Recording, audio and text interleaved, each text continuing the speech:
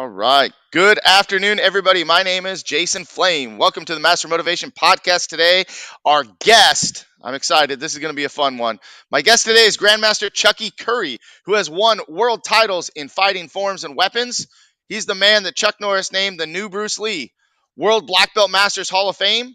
Not only is he an extreme martial arts grand champion, he has also been a professional SAG-AFTRA actor for 20 years. Chucky Lee Currie was noted as the number one martial arts performer in the USA, as well as the fastest kicker in the USA. His famous wheel kick was timed at around 76 miles per hour. Chucky was the first to incorporate music and mixed martial arts performances with weapons and pop music. He was the first to perform on national television, where he performed to the song Dirtymind by Prince on ESPN and the wide world of sports. Thanks for being on the show. Welcome. Thank you, sir. Nice to be with you. This is going to be a great time. I'm really excited to get to know you a little bit better and learn more about your story. We talked briefly, and I sense that energy and excitement right off the bat. So I hope that the viewers are in for a good show. And again, if you guys are watching live and you have any questions, please just put them in the comments and let us know that you're here. So why don't we get started first, Chucky, with just give us a little bit more details about your background in the martial arts and life. Okay, well, I began training in Chicago's Chinatown. I lived with my grandfather, who was a boxer. And one morning, I guess we were walking down the street and into the little basic neighborhood of Chinatown. And he introduced me to this guy who was teaching these little children. I guess it was like Tai Chi. And I just liked it. I picked up on it really quick and I began training. And the next thing you know, life went on. I ended up watching Kato a lot on television. I really liked Bruce Lee, automatically. It just seemed like it was a destination. And I just continued my training. I was like the real Last Dragon. I was traveling to different martial arts schools, and my grandmother lived in a neighborhood where they had another martial arts school. So I would go down there and practice, and the teacher would let me train. And moved to California. I mean, just a lot of martial arts. And I began competing in tournaments when I was 14. My first tournament, I won 3 different divisions, which was forms, fighting, and one-step sparring. But before that, in Chicago, we went to a camp, Bruckner, and me and my brother put together a skit, and we performed the Kung Fu fighting, and we won silver dollars. So I guess I was one of the first to get paid. So after that, I came to California. I had no plans on coming to California. My mother, she moved to California. So next thing, we had a studio about a block from our house, and I ended up training at 3 different studios, and it's just been a roller coaster ride. Like Chuck Norris told me, he said life is like a roller coaster. It's like ups and downs, spins around. It's just been a lot happening. So, let's for a timeline. What year did you start training in martial arts? 1966, because I was 6 years old. 6 years old. I was just a kid. Yeah, and I had so no idea what I was getting into. and here you are, a lifelong martial artist. What was it like? Now, were you born and raised in Chicago? Yeah, I was born and raised in Chicago, but when I was, I think I was 13 or I was 12 years old when we moved to California. You know how it's a trip when you look back and you see how you could be young and be in the moment, because I remember being on the bus on my way to California and I was really, really like kind of upset. Bruce Lee had just died. I was going through it. I was going through some storms. And ever since then, I've been going through storms, but it's okay. You get through the storms. That's right. What was it like growing up in Chicago? Tell us some of your favorite memories, not only in the martial arts, but just, what was growing up in the 60s in Chicago? What was that like? I think it was really great. I had an Aunt Mary who took me to the movies, so she introduced me to the movie world, and she was really, really beautiful. She was like Holly Berry. Everybody knew her, and to me that was really important. Other than that, I get in a lot of fights. I remember going to grammar school, and I remember meeting Pam Grier, going to the theaters by myself, and taking my little brothers, and meeting Dolomite. I mean, it was so funny when we met Dolomite because he was like, "What these kids doing up in here?" Damn well their parents didn't bring him here. He had a way of getting into the theaters. And later on, we had a theater right across the street from my house. It was called the Hamilton Theater. I mean, exactly right across the street. and we had a way of opening the doors, going in there. And I remember seeing Bruce Lee on the screen in the Chinese Connection, and it just made such an emotional impact on me because when he got killed, I was into that seriously. I felt like, what? They killed him? I'm gonna get him. I'm gonna get him. And then later on, I found out we had a theater that was about almost a mile away, and we found out that it was a special premiere of Enter the Dragon, and we took off. Me and my little brothers, Reggie and Herschel, we took off when we got down to the theater, and this guy opened the door. This Chinese guy opened the door, and we just went right past him, and we had already made our file. We're gonna spread out so they can't find us. And my little brothers, they still remember this, right? So we spread out. The guys was coming down the line looking for us with the flashlight, but they couldn't find us because we had eased our way, to sit in the crowd. And then when we're coming out of the theater, the next thing you know, all these people had posters, and we're like, "Where you get the posters? Where you get the posters?" They said he's in the front signing the posters. So we squeezed all the way to the front of the line, and there he was, the same guy we ran past. So we were like, "Oh my God," But he was nice. He was nice. My little brother's neck was up to the table, I remember. So he told my little brother, "Come under, come under." So my little brother came under, and he was on the right side. And then my other brother, it was up to his chest, real tight. Herschel, the crowd was pressing us, okay? So Herschel went under the table, and both of them was on the sides of him. And he looked at me, and he told me, he said, "Do you practice?" And I was like, "Yeah, I practice." So he was like, "Keep training, keep training." So it's like 3D, right? All of the memories are just like right in line.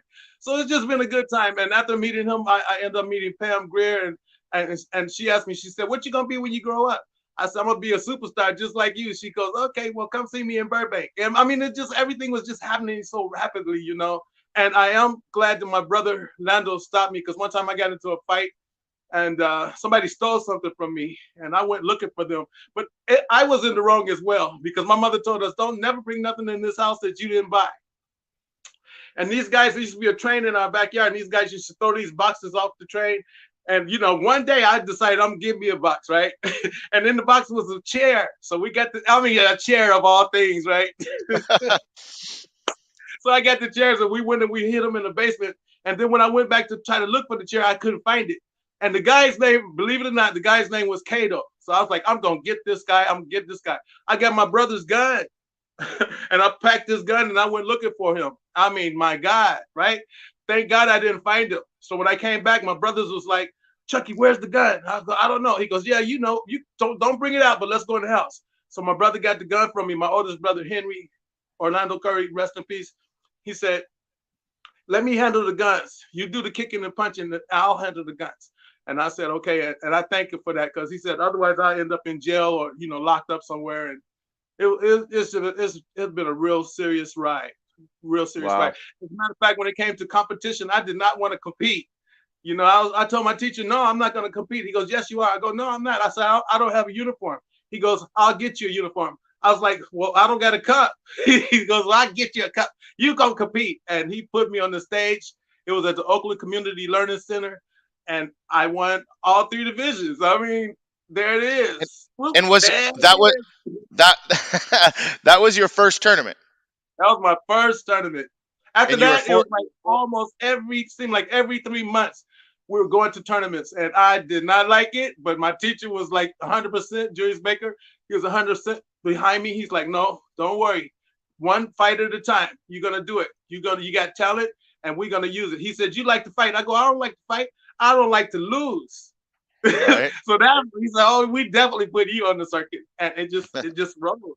I just It rolled just went with from it. there. I'm telling you, I'm like a personal person in a public world, because I did not want to do all of this, but all the time I found myself pressured all the way, even to the last time I just performed, and Ernie Reyes Sr. was there, and I told Ernie, I said, "Ernie, I really don't want to do this," and he said, "Man, you know what? This is what you do. Get up there and do your thing," and I was like, Well, I gotta say, I definitely love the excitement in the stories. And I love hearing about, just your background and where you grew up, and you're talking about your brothers. And thank you to Joy. She loves your happy spirit as well. And thank you to everybody that's watching right now. Again, this is Jason Flame with Master Motivation Podcast. We got Grandmaster Chucky Currie just telling us about his background and growing up in the streets of Chicago and starting out in martial arts.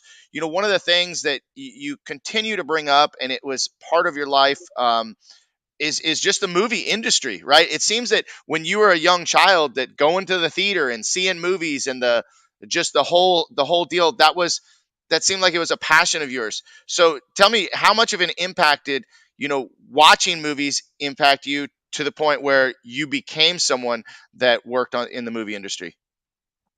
Well, we were at the theater almost every weekend. I mean, even when I would go visit my cousins, the excitement was looking forward to the weekends to go to the movies. I mean, Hmm. all the kung fu movies possible. I mean, I would get on the bus and travel downtown. I seen Deadly Chinatown was playing, and I'm like, I'm going to see it. And Pam Grier and Coffee and the Mac. I mean, all of these movies, it was excellent, and I just loved it. And then later on, when I got to meet everybody like Richard Pryor, I mean, it was like to talk to him personally. It Now was a thrill. talk about that a little bit, because I'm a huge Richard Pryor fan. I loved his movies growing up. Uh, Tell me about that experience in a little more detail.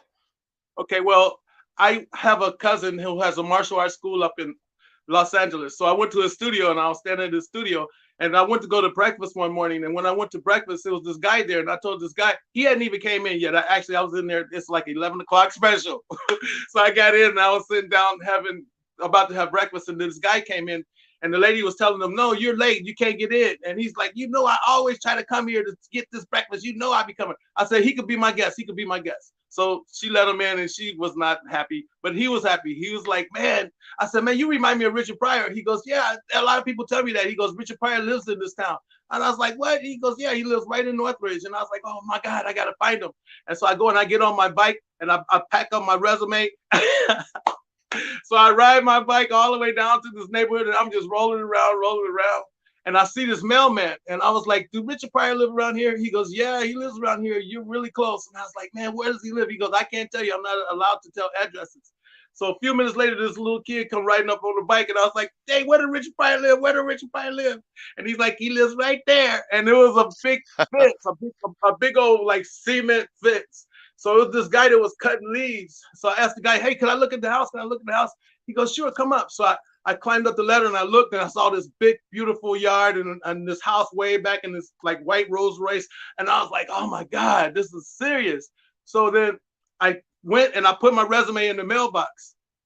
And a few minutes later, I got to the house and I was talking with my cousin. My cousin says, his name is Michael McNeely. He said, Chucky, you crazy. You putting your resume in people's mailboxes. You don't even know who these people are. I was like, well, the guy told me Rich Pie lived there. A few minutes later, the phone rings and my cousin answers the phone.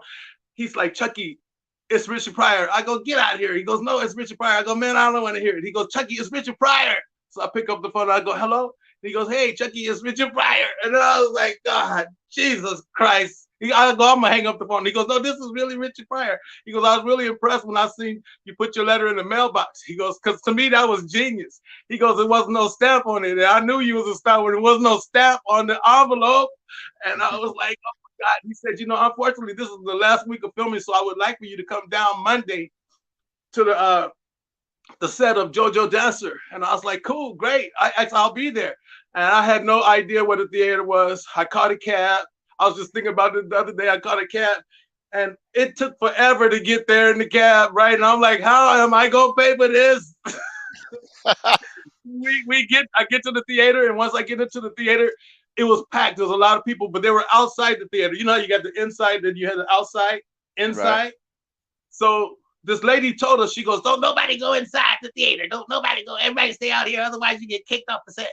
And I was like, I can't wait to get inside the theater, right? So first I went upstairs and I looked and I was like, oh my God, you can see the stage, the lights. I was like, I got to get in there. So after some kind of way, I got in, I got past everybody and I sat down and I was just sitting there. And first, the one guy who came out was like Richard stand-in. And I knew it wasn't Richard, so I just sat there. I was about maybe 30 rows back. So the next thing, Richard Pryor came out, and I was like, oh my God, Richard Pryor. Then he went back. So I walked up to the stage, and then the lady comes in. She goes, didn't I tell you not to come in here? I told you nobody to be in the theater. Nobody. I said, I'm Richard's guest. She goes, yeah, we are Richard's guests. I go, no, he called me. He personally invited me. She goes, I don't want to hear that. Get out. And so the lady came out from backstage. And first, the one lady, she said, this guy comes talking about he's a special guest of Richard Pryor. So the man said, okay, hold on, just wait a minute. So he went in the back. This lady came out. This lady said, are you Chucky? I go, yeah, I'm Chucky. She said, oh, yeah, this is Richard's guest. He's special guest. So the lady was like, ah. So she walked out. So I was sitting there like this. A few minutes later, I still went back about 20 seats. A few minutes later, Richard came out and something said, you got to go meet him. And I was like, yeah, so it's like a press. It's a pressure, right? And I had to wait. I had to walk through that fear. So I walked through it. I walked all the way to the front. And I was like, excuse me, Mr. Pryor. He goes, hey, how you doing, young man? I go, pretty good. He shook my hand. I go, I'm Chucky Currie. He goes, you're Chucky Currie? I was like, yeah. He said, I was expecting some big 6 foot tall, muscle bound, muscle head man, and just you, little or you. And I was like, yeah, just me. And I said, my dad really, really likes your movies. I like your movies. You the man. He said, well, tell your dad I said hi. I go, oh man, Richard, man, you cool. He goes, man, I guess I owe you. He goes, because you could just take me and kick my ass. I was like, no, I'm on your side. I'm on your side. He goes, look down there. That's my bodyguard. He's supposed to be looking out for you. And he's over there running his mouth. And I was like, oh my God.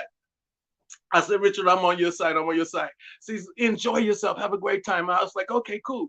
So later on, I'll remember I was outside by the stairs in the backstage, and I was playing my music. I was playing Prince, Pop Life, Dun, dun. I was having a good time with a couple of people with me. All of a sudden, the bodyguard come walking down there, and he was pretty mean. I guess he was mad at me. He came down. He said, turn that music down. And I looked at him. I was like, I ain't turning nothing down. He said, turn that music down. So I didn't turn it down, but one of the girls turned the music down. So then when he started walking away, I looked at him, and I turned it back up. So he came back down there. Didn't I say turn that music down? I just looked at him like, whatever. So the girl turned the music down. A few minutes later, I turned it back up. Then Richard Pryor come walking down. I was like, oh, God. So he said, hey, Chucky, we just having a sound check. So if you can turn the music down, it'll be okay. I said, it's okay with me. I just don't like the way he was trying to talk to me. He said, it's all good, man. And then he said, Chucky, this is where we had a one-on-one talk. He said, Chucky, I can make you a millionaire right now because I know you got the talent. He said, but with $1 million come 1 million friends, 1 million enemies, 1 million doctors, lawyers, everything times 1 million. You get 1 million uncles, 1 million aunts. And then the pressure is so great, anything that you don't want them to say, they're going to say it. He said, but I want you to just go over there and have some lunch. I go, I don't want no lunch. He said, see, just like Michael. He goes, I went to Michael Jackson's house and Michael was late at his own house. He goes, I was there for about an hour. The next thing, Michael comes sliding down the rail with a monkey on his back. And he said, now that's pressure. And I was like, oh God, I can handle it. He goes, they had a whole table lined up for Michael. And when Michael got down there, all of these chefs, about 10 chefs standing there, all of these plates of food. And Michael just went over and picked up a strawberry. And that's all he ate. I said, well, I ain't going to eat no strawberries. I'm allergic to strawberries. He said, no, go over there and get you some food. I was like, I'm not hungry. He said, that's what I'm saying. That's pressure. Go over there and just see how the people are. He goes, they're like vultures. And I was like, what? He goes, yeah, they're vultures. So I went across the street, and sure enough, it was like garbage everywhere, plates everywhere, people everywhere, crows flying everywhere. It was just crazy. And so I didn't want to eat. So the lady said, oh, you the one that's Richard's guest. Let me get you some food. So she got me a plate. I remember having some chicken on it and some sweet potato. And I looked and I was like, I'm not the kind of person who just eats because food is in front of me. But I think I might have took one little bite and set it down, and I went back and I was like, man, this is crazy. This is crazy. But that was my that's a heck of a story, and I appreciate you sharing that. It's a lot of fun hearing these stories, especially coming from you right now.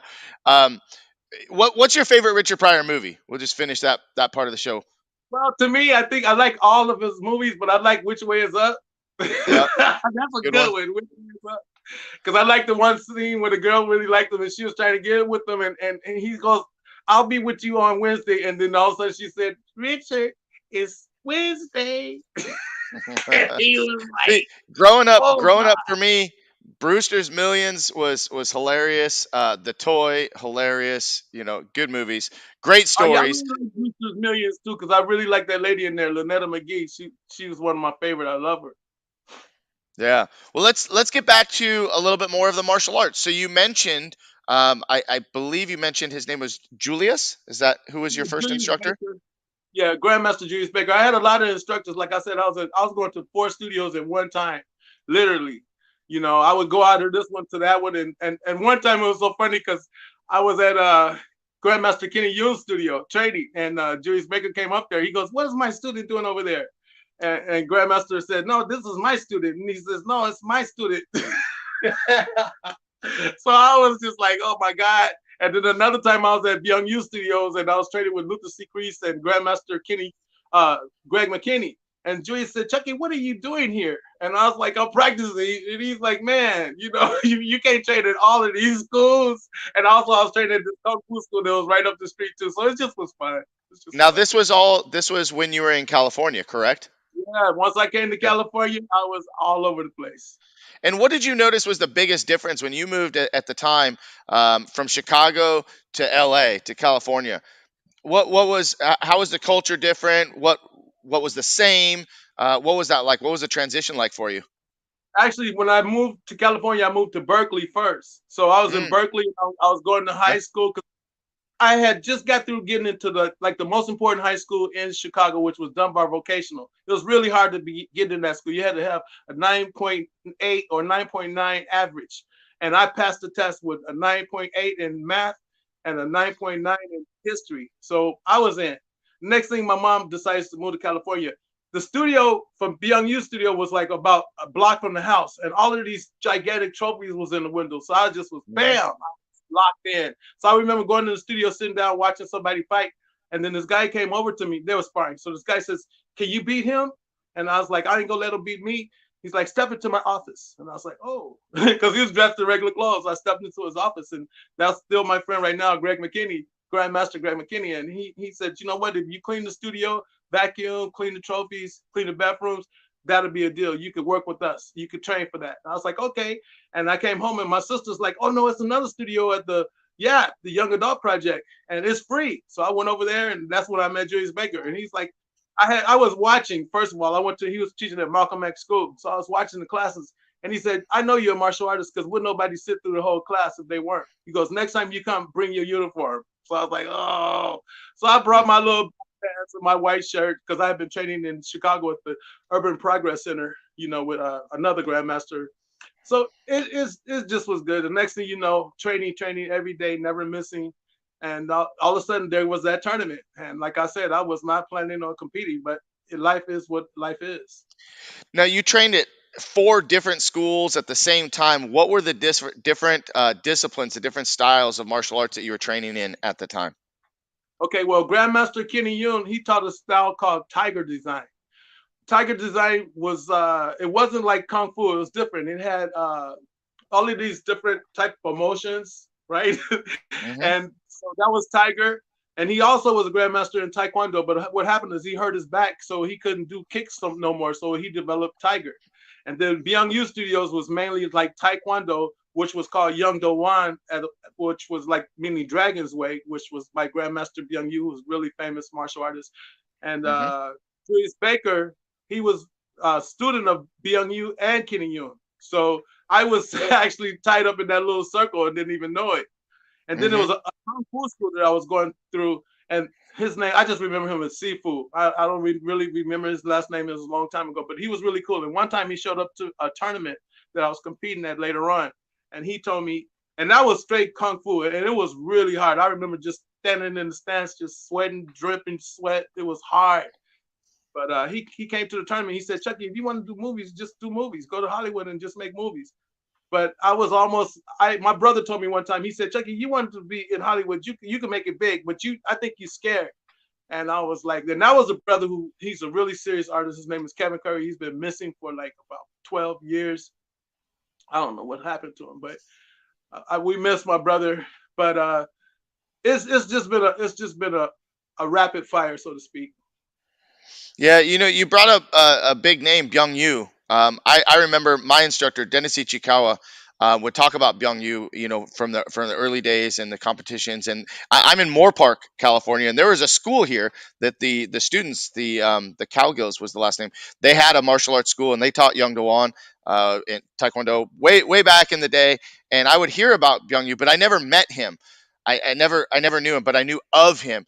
Can you tell me any stories about him that you remember? Yeah, I can tell you a little tiny bit. Okay, what happened is I remember being at the studio watching the trophies, cleaning down all the trophies, and I guess Master Yu came in and he walked into the office, and I didn't really know who he was, so I just kept on cleaning the trophies. So then the instructor came to me and said, "You know, this is Grandmaster Yu. You're supposed to bow and pay respects." So I was like, "Oh, okay. Hey, hi." So Master Yu kind of laughed, and that was cool. And as time went on, one day I was in LA visiting my cousin Michael, who was like a serious fan of Master Yu's. He took me down to Master Yu's studio. And at one point, I mean, this studio was so big, but at one point I remember it came time and Master Yu called me up to spar. But before I sparred him, I had trained with this grandmaster named Tom Wong, who was super, super. They used to call him the Bruce Lee of the studios. I mean, he was like the best martial artist I think I have ever met. I mean, he had all the moves, everything. And one time I was sparring him, he would move. I just couldn't get him. So finally he got me. And I was like, I tried to get back. But eventually he told me, he said, Chucky, one of these days you're going to spar Master Yu. And when you spar him, you're going to have to fight him really hard because otherwise he's going to hurt you. And he also told me about Bill Wallace. He said, and when you fight Bill Wallace, I want you to do this technique. I want you to punch, front kick. That should be your first moves to get in. So the next thing, time went on, and I ended up having to spar Master Yu. Master Yu had everybody sit down. So we start sparring, and it was good. Everything was going fluid. Nobody was hitting nobody, but everything was happening. And all of a sudden, I guess I thought about Bruce Lee, and I remembered how a lot of times, a lot of those grandmasters used to put Bruce Lee down. You know, they used to call him Kung Fu. And I really like Bruce Lee, so I took that to offense. So at one point, I was standing, and Master Yu was standing, and I could hear Tom Wong telling me, "You got to fight him hard." And then I can remember Bruce Lee said, "You have offended my family, and you have offended Shaolin Temple." And at that point, I just jump sidekick, bam, hit Master Yu. Oh my God. He started throwing moves at me I'd never seen. I was moving out of the way. He's like, come on, fight, fight. I kept moving. And I was like, you trying to kill me? And he's like, just fight, just fight. And I just moved out the way. I just kept moving so I wouldn't let him get me. So after that, he had me come into the office and sat me down, and he gave me a piece of ginseng, and he told me to put it under my tongue. And he said, don't swallow it, just keep it until it melts. So I was sitting there later on with and he did tell me, he got mad, but he told me, he says, you know what, your technique is like 7th degree black belt. He said, and that's because you're a part of my generation. The people who I taught helped you. You have really good technique. And I was like, thank you. You know, and so I got to my cousin's house. I said, Master, you told me to put this under my tongue until it melted, and it's not melting. He said, Chucky, that's one of his tricks. That's ginseng. It is not going to melt, man. You got to chew it up and swallow it. So I did. And then anyway, a little while later, I see Master Yu at some kind of special event that he was at. And he was sitting there and he was eating sunflower seeds. And he was looking at me. He would look so mad. And I just looked at him and I was like, you know, I would always remember Tom Wong, how Tom taught me, you know, you just got to fight these guys. You know, you just got to, you know, you're really good. So it's going to be a lot of pressure on you. So I just dealt with it, man. You know what I'm saying? And later on, when I was talking to Jackie Chan's manager, he said, man, you kind of like the Wiz, you know, when you hit Master Yu, you open the doors for Kung Fu and everybody again, because a lot of people was putting Kung Fu down, saying that people in Kung Fu couldn't fight. And with you doing Kung Fu and mixing Taekwondo and all of these martial arts, so it's like an MMA thing. He goes, you just opened the whole world. And so I thank God for that. And later on, I did end up meeting Danny Asano. And Danny Asano told me I was scared when I met Danny Asano too, because Danny Asano played in Game of Death with Bruce Lee. And Andreas had put my name above Danny Asano. And I was like, no, why is my name above Danny Asano? He goes, oh, man, you're the man. I go, no, you're not supposed to do that. And I had on my Game of Death suit about to perform. And I was like, oh, my God, I got on the Game of Death suit. And Danny Asano is here. Oh, my Jesus. And later on, I looked upstairs and I saw Danny Asano. And I turned around. I was like, oh, my God. So I ran and I changed my uniform. But the only other uniform I had was an Enter the Dragon uniform, all black. You know, so I put that on and I came back. finally, I just had to take it. I told the students, don't look up there, but he's upstairs. All of them looked up right then. So I just walked up there. I walked up there and I sat next to him, and he said, "Chucky, you really, really good." And he goes, "I'm so proud of you." He goes, "Everybody was so much trying to be Bruce Lee." He goes, "But you did something original. You plugged in the radio, the music industry into the martial arts world, and that made a whole big difference." He goes, "So now it's like you connected the entertainment world with the music and the martial arts. It's a whole new level." And Bruce would have took you on tour. He would have been so proud of you. So it just was great. And one other thing Mhm. I want to add to that is when I had dinner with Mr. Han from Enter the Dragon, I thought that was hella cool. Out of Yeah. all the people on our demonstration team, it was a Masters Expo. That's when I first met Donnie Yen and all of these great grandmasters, Mhm. Jet Li, I mean, people from everywhere. But at the luncheon, Mr. Han pointed over to our table. And he said, "I want the champion to come and have lunch with us." So first Ernie Reyes went, and he's like, "No, the champion." So it went through all of the people, even little Ernie Jr. He said, "No," and I was sitting at the other end of the table. When I stood up, he goes, "Yes, him." So I Mm. came down and I sat at the table. And what's the trip was I used to have this really big afro, right? And I think what made me stand out is we had these sticks with fire on it, and we did this demonstration, and everybody was waiting for my hair to catch on fire. Ernie Reyes told me that. He said everybody thought, the hairspray and all that, they thought you was gonna go up in flames. But thank God, I Lame. didn't. I had lunch with Mr. Hine, and they brought all the food out. I kind of felt like Jim Kelly because I looked at the table. I was like, I didn't want a hamburger.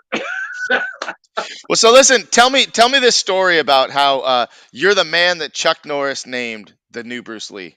How did that come about? Okay, first of all, the first time I met Chuck Norris, I was at the Long Beach International. So I had competed in forms, and then I won forms, and then I was competing in fighting. So when I was fighting, after I got finished fighting, I was fighting for first and second place. And this guy ran in, and I think first I did a jump turn back kick, and he was out. So they picked him up, got his air back, and he ran in, and I did a jump turn back kick, and he was out. So they was like, we can't let Chucky hit these people. And the people was like, no, it's a defense. The guy ran into the move. So it was a hard decision with the judges. All the rings would stop when I would fight. So the next thing, when I was leaving the fight, I was sitting down, and this guy came over to me. He said, "Man, you're really good." I said, "Oh, thanks." He goes, "No, I'm talking about really good." I go, "Thank you, thank you." I said, "You look familiar." He goes, "I am familiar." I go, "I saw you somewhere before." He goes, "Yeah, you saw me on the movie screen. I'm Chuck Norris." And I was like, "Oh, Chuck Norris. Oh my God, Chuck Norris, let me introduce you to my friends." So I took him down, and I introduced him to Ernie Reyes and Ernie Jr. and a couple of members of the demonstration team. And they were sitting next to the Kung Fu guy, David Carradine.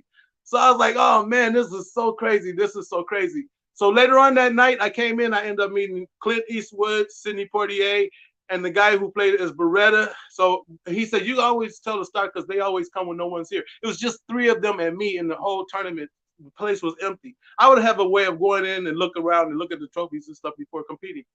So as years went by, all of a sudden I was at a tournament, and Chuck Norris came in. And when he came in, he had just thousands of people, seemed like thousands of people following him, and he's just walking in the front, the police and everything. And he gets on the stage, and he's sitting down on the stage, and people taking pictures and stuff. And I wave at him, like, "Hey, Chuck, what's up?" He goes, "Hey, Chucky, get up here, come up here." So I got up on the stage, and I went over, and the police was like, "Get back, stand over there." And Chuck's like, "No, he's my friend. Let him under, let him under." So I sat next to Chuck Norris on the right, and he said, "So how's your career going?" I go, "It's all right. It is what it is." He goes, Mhm. "No." He took my hand. He said, "The new Bruce Lee," and the crowd, cameras, and I was like, "Oh God, this is crazy." He goes, "You're gonna do all right. You're gonna do all right." He said, "Chucky, life is like a roller coaster, man. There's ups and downs, rounds and rounds." He goes, "And there's a lot of people gonna put hurdles up in front of you, man, but you just got to back up and run and jump over it, just like in hurdles." I go, "I did hurdles." He goes, "Yeah, well, you know how you stand back up and you run and jump over it? That's how it's going to be. And until it's over, it's going to be that." So I just kept on competing. Another time I saw Chuck Norris, he's like, "Hey, Chucky, where my equipment?" So he threw me these silver bullet kind of fighting gear. So I fought, Mhm. but I know I didn't want to fight all night, so I did some kind of a wheel kick and kicked this guy in the head. It was a big guy, you know what I'm saying? So I was like, Mhm. So he'll go, "You disqualified, too much contact." I was like, "Oh, no problem." So that was before they were even allowing contact in tournaments. But for some reason, I was a go-getter. I remember one time this guy grabbed my hair, and I was going to try to bow, and he grabbed my hair. And so after he grabbed my hair, I felt three lumps on my head. I was like, okay. So I did a hook kick, bam, and he was out. And another thing, Master, you told me one time, he said nobody could defend your hook kick. Nobody. It's just been really wild. So what are the years that you competed from? When did you start competing, and when did you retire from competition? I started competing in like 1974, January, and I retired basically in 1999. That's when I finally retired. I was trying to retire, but it was hard because they had started giving us money in competition. That's before at first they used to just give out trophies. But Ernie Reyes and his team and me, we would go to do performances. Like we did a performance for the 49ers, and Joe Montana gave me a check for like $300 for like about 5 minutes. So Mm. we were like, how are we going to compete for trophies when we've already making money? So then they start having the fighters start saying, wait a minute, the forums people are getting money, we got to get money. So then money became a part of the tournament circuit. So that's when it first started flaring off. So Mm. I had met Prince. When I met Prince, I think Prince was really, really cool. So I was really into music. I was into dance. So I was in the club the one night and the tournament circuit the next. So I think it was like 1999 because I remember hurting my hand at Ron Mancini's studio. I was teaching these little kids and I went to do a demonstration jump front kick and I slipped on my pants legs, brand new Mm. uniform from Century magazine. So I slipped down, hurt my hand. My hand was off on the other side. So we had to we were like trying to pull it together. Ron Mancini was trying to pull my hand. We're not like dolls, right? You can't replace it. So it was an emergency. I got to the room. I remember blacking out. And then, that was major. But thank God So that was healed my hand. 1999. Right. 1999 was when you retired. What was the highlight of your competition years? Well, I remember one time competing with George Chung because George Chung was on our demonstration team, but I was like the only one who could beat George in forms and fighting. Of course, I was just a whole nother level. George couldn't touch me in fighting. I was like Bruce Lee for real in fighting, but in forms, George was really good. I remember one time we had this challenge between the two of us. It was just me and him at the studio, and I was remember telling him turn the lights on and off, turn the lights on and off. So we had the music and the lights going on and off, and that's before any of the major MMA had started. You know what I'm saying? So me and George had this thing. So I think one time we competed. That was the one. We were at the in Reno at the MGM Grand, and I asked George in earlier. I said, George, I'm thinking about these two songs. I'm thinking about "Let's Go Crazy," and I think I'm thinking about "Eye of the Tiger," something like that. And he said, well, if I was you, I use "Eye of the Tiger." So I started thinking about it. I was like, no, I don't want to use "Eye of the Tiger." I'm gonna use "Let's Go Crazy." So I performed to "Let's Go Crazy," and George performed to "The Long Ranger." He was Uh-huh. really, really good.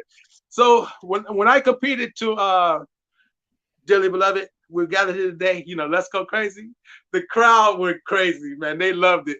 So then they was trying to divide us, see who the champion was. So they said George Chung with a 1/10 of a point, and the crowd booed. They're like, "Boo! No, no!"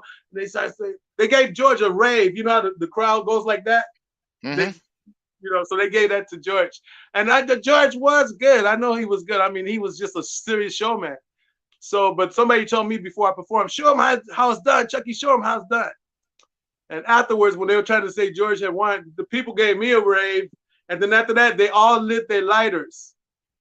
So it was like the whole place was lit up with like holding lighters. To me, that was just like, I had did it. I had brought Prince into the room, so to speak.